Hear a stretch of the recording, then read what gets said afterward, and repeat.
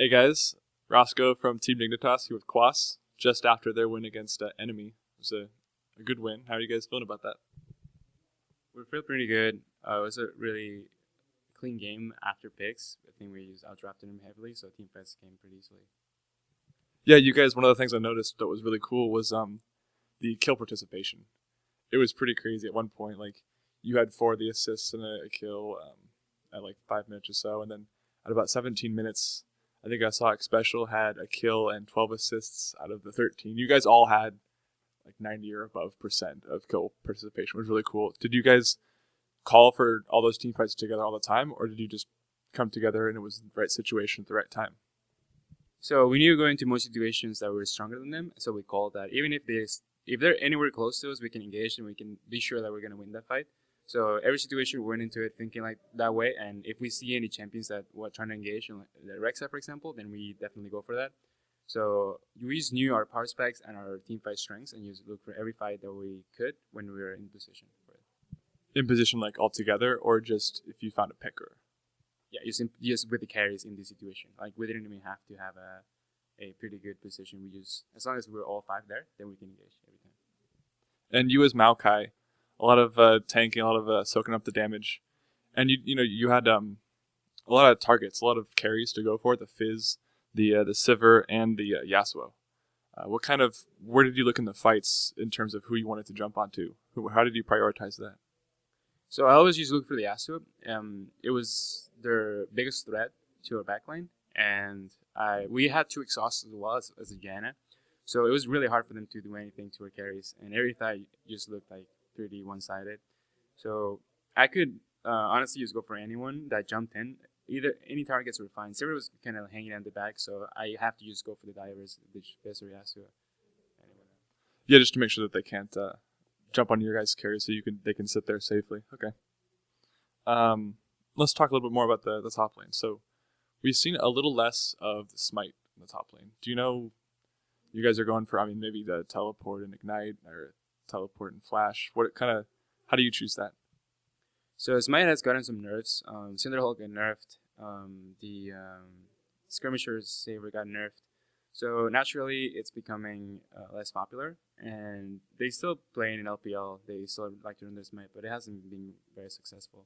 Lately, I haven't been playing any Smite champions at all. I just stick with the TP Flash or TP Ignite if his Fizz, or Hackram.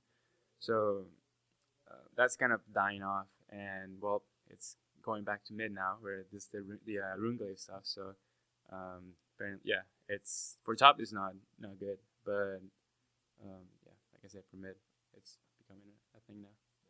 Do you think that it's gonna stick mid? Maybe it'll get changed a little bit, go somewhere else, back to top, or maybe even down to the bot lane support Smite.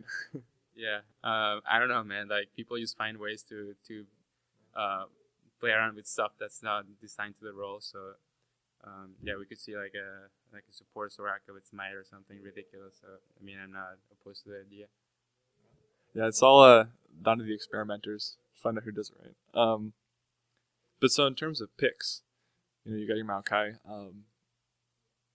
Choosing between something like Maokai and Fizz, in terms of like assassin or tank, how do you make the decision? Is it based off of what they have, based off of what you guys need? So most of the time we just want to go for a certain team comp, and also it's a lot safer to go for a tank champion than assassin most of the time. If you play an assassin, you take a risk because that champion has to snowball, he has to get farm, he has to get ahead and put pressure. But tanks is just a lot easier to make team plays around, and you can go for dives a lot easier, you can hold waves a lot easier, engaging is a lot easier. So generally I think right now it's stronger to pick tanks than just the assassin champions. But so when you do, what specific points do you see that you think, okay, we'll go for an assassin comp here? So assassin comps are good if they have a lot of poke champions, and you need someone to just come from a flank and kill them. For example, against CLG, we decided to go for the Hackram because it had an Ezreal mid, and we had no one to really kill him.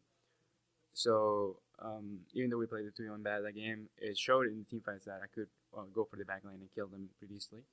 So in certain team comps, going for the assassin is better, but most of the time, tank is just as good as the assassin, or if not better. Yeah, just good all around it and good for taking the damage and engaging. Okay, and then talking about we're getting to the end of this split here. You guys just tied for second, depending on what Gravity plays or how they do today. You guys could either get like a 3-way tie for first, or you tie for second.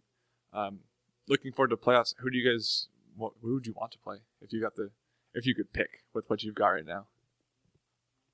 So usually, I think we do better in playoffs. I think we get a little more relaxed and we're more focused and more confident going into best of fives in the setup. So I really don't care who we face. I think all the teams are looking pretty much similar to strength. The only ones I would say is just maybe Dignitas or TSM have been looking kind of shaky. Gravity, I'm not sure how well they will do in a best of 5. I'm not sure if they're gonna play like 5 different mid lane champs like off meta every single game or something. But I'm excited to play anyone. I think we can beat anyone. Yeah, I mean, it's like you said, that's a TSM and Dig. We I think it was Adrian that said in an interview a little while ago that he thinks that TSM, because they have a lot of strength with the extended series, that it is a lot different for teams without that experience. And yeah, you feel like you do have that experience. So yeah, we'll see how that goes. Any shout outs at the end of the interview? Just shout out to the fans and people who support the team and just all the sponsors I have all over me, so you guys can see. And that's about it. Awesome. Thanks for your time, man, and good luck in the playoffs, unless you play against us, of course. Thank you. Thanks. And it's more just like, okay, my job is to create quick decisions in big man and help facilitate I think that is sometimes good, but sometimes bad. Can't hear another voice or something. But if I'm very tired,